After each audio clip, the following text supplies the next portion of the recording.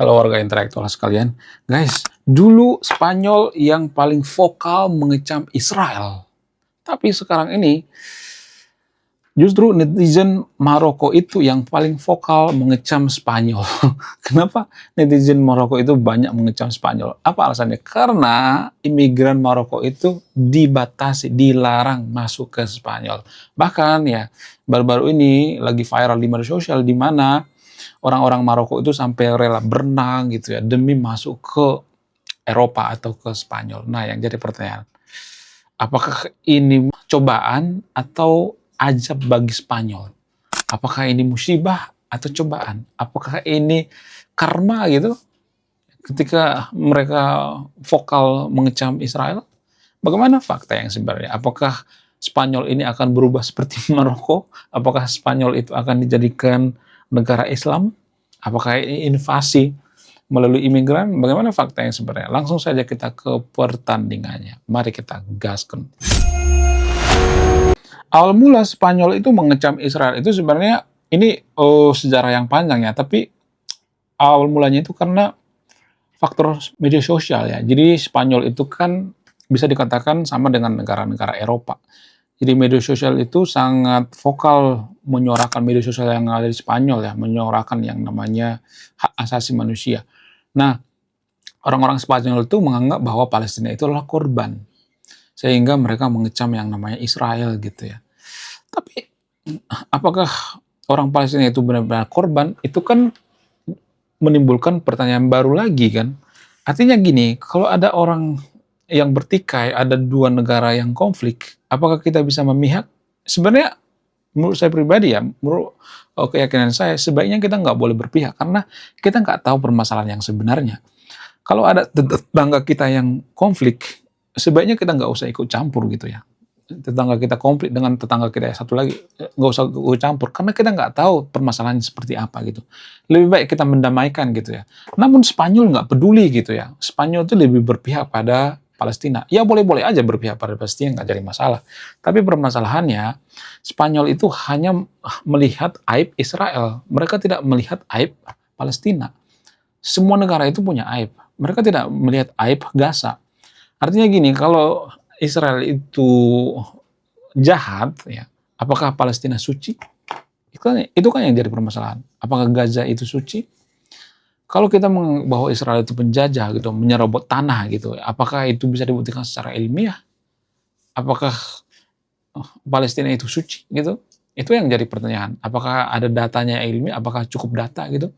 Apakah kita pernah membaca bahwa orang Palestina dan orang Israel itu masih satu rumpun? Apakah kita pernah menerima fakta seperti itu? Menurut DNA, data dari penelitian, ternyata orang Israel dan Palestina itu satu rumpun.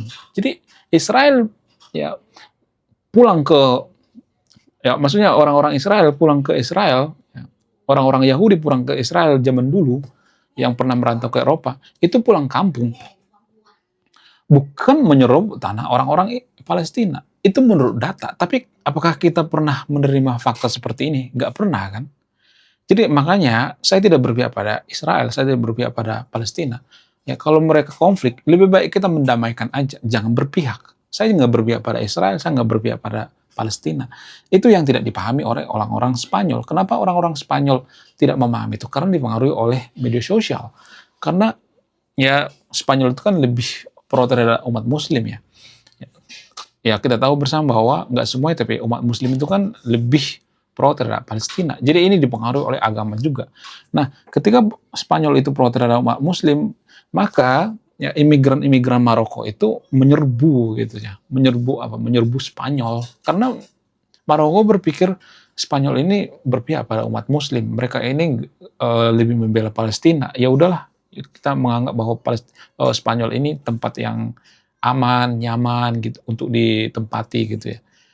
Tapi ketika orang Maroko menerobos gitu ya, menerobos yang namanya perbatasan, mereka tidak ini tidak memikirkan konsekuensi. Ternyata Spanyol itu tidak menerima imigran dari Maroko.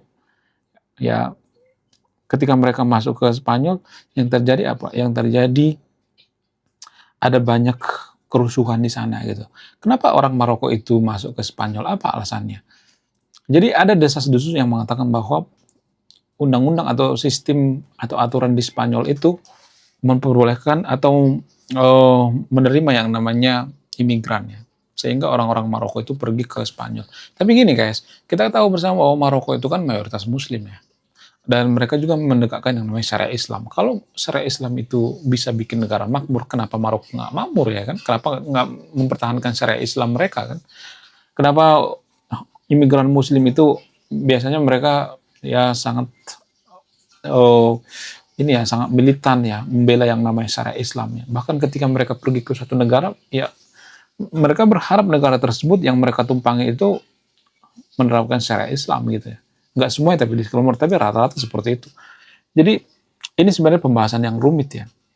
Tapi gini guys ya, kita bisa melihat semacam pesan moral dari kejadian ini. Apa itu? Lebih baik kita perbaiki negara kita gitu ya. Kalau kita pengen Spanyol ya, maksudnya kita pengen jadi negara seperti Spanyol, ya udah kita bikin negara kita seperti Spanyol gitu ya. Spanyol itu kan bisa dikatakan negara yang termasuk negara maju ya. Kenapa mereka maju? Apa alasannya? Karena mereka berpikir rasional gitu ya, berpikir kritis gitu ya. Mereka sekuler gitu ya. Kemudian mereka percaya teori evolusi gitu ya. Kalau saya ngomong seperti ini pasti banyak nanti yang marah-marah gitu ya. Banyak yang kejang-kejang gitu. Artinya gini, kita kan pengen jadi negara maju kan, tapi kita nggak pernah kepikiran bahwa rata-rata negara maju itu percaya teori evolusi, memahami teori evolusi. Kita boro-boro kan, udah benci duluan kan, kita nggak pernah baca buku teori evolusi, tapi kita udah benci kan. Jadi untuk jadi negara maju itu butuh effort gitu ya, butuh effort gitu. Nggak bisa, yang terbaik itu syariat Islam tanpa diuji, harus diuji dulu dong. Bisa nggak diuji syariat Islam? Bagaimana dengan sekuler? Sekularisme itu sudah teruji. Rata-rata negara maju itu sekuler. Coba sebutkan satu saja negara maju nggak yang nggak sekuler. Nggak ada. Rata-rata sekuler. Jadi sekularisme itu sudah teruji. Kalau kita bandingkan sekularisme dengan syariat Islam itu lebih teruji sekuler. Tapi kalau saya ngomong ya, ayo kita jadi negara sekuler. Kamu mau bikin kita seperti negara PKI ya? Seperti negara ateis ya? Kamu mau bla bla bla bla gitu. Jadi kita tuh selalu berpikir negatif terhadap yang beda pikiran gitu. Ya gimana kita mau maju coba? Kita nggak pernah berubah gitu, nggak pernah berpikir maju gitu ya. Ya, menurut kalian gimana? Coba tulis di komentar ya. Saya akan berpikir Anda yang menyimpulkan. Jadi kejadian yang ada di Spanyol juga seperti itu. Orang-orang Maroko itu pengen enak-enaknya aja gitu ya. Mereka nggak mau bersusah payah membangun negaranya gitu ya. Harusnya membangun negaranya dong ya, supaya maju. Ya makanya saya berkali-kali mengatakan, ya, walaupun saya seperti berteriak di tengah hutan ya, tolonglah please lah gitu ya. Kita membangun negara kita gitu. Jangan seperti orang Maroko gitu ya, pergi ke luar negeri bersusah payah gitu ya. Itu tidak bagus. Lebih baik kita perbaiki negara kita. Untuk memperbaiki negara kita nggak boleh hanya pokoknya yang terbaik itu syariat Islam, nggak boleh seperti itu. Harus melihat ya pola pikir yang lain gitu. Ya, pelajari sekularisme gitu ya. Makanya saya bikin nama channelnya sekuler gitu ya. Supaya kita jadi negara sekuler gitu ya. Kenapa saya pengen jadi negara sekuler? Ya karena ada sistem yang lebih baik dari sekuler, saya juga mau kok ya. Ya, saya tidak fanatik terhadap sekularisme karena saya melihat sistem sekularisme itu bagus sekali ya.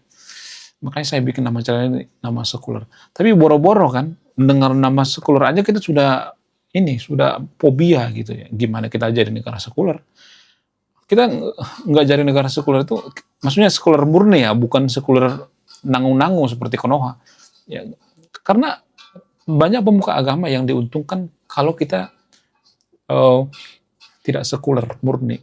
Kalau sekuler murni, maka ya pemuka agama biasanya akan kekurangan job gitu ya. Mereka biasanya akan bukan dikesampingkan ya, dipisahkan gitu ya.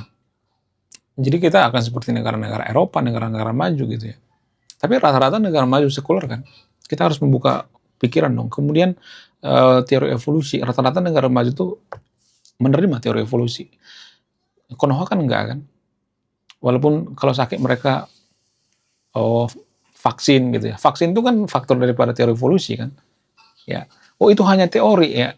Ya teori itu kan diuji gitu ya. Bukan cuman cap-cup-cup langsung diterima, nggak seperti itu ya.